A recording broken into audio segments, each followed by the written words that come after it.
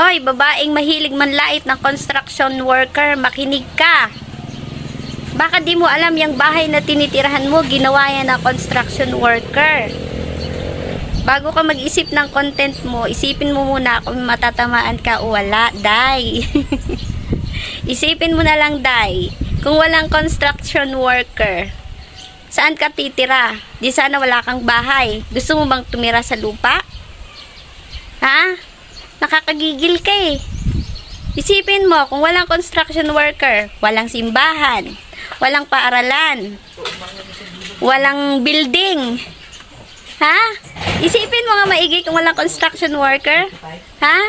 Baka yung tinitirahan mo, hindi mo naisip na ginawa yan ng construction worker. Di wala ka sanang lilinisang bahay ngayon kung walang construction worker, no? Ha?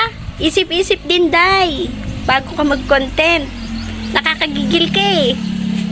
Tuwang-tuwa kaya ako sa'yo. Panoorin niyo po itong video na to. Talagang matutuwa kayo. Sobrang na-trending na siya. 13M. Hi guys, nari ko'y chika. Na-stress ko kay na isa ka lalaki, nanguyaw siya na ako. Ako siyang gipangutan na kung unsa iyang trabaho. Ano siya? Construction daw. Kung ha? Construction lang? Wa ka naglantaw, wa ka naghuna-huna. Kaning dagwaya ni, padulong rag construction. Uy, mga construction, paminaw. Kabalo mo, mga akong ginapili.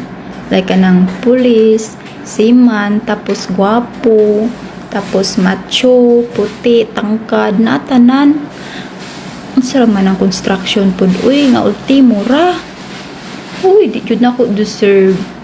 Busa, kamong mga construction, ayaw pagtuga-tuga manguyab na ako. Kay ako, lahi akong gipangita. Kanang level,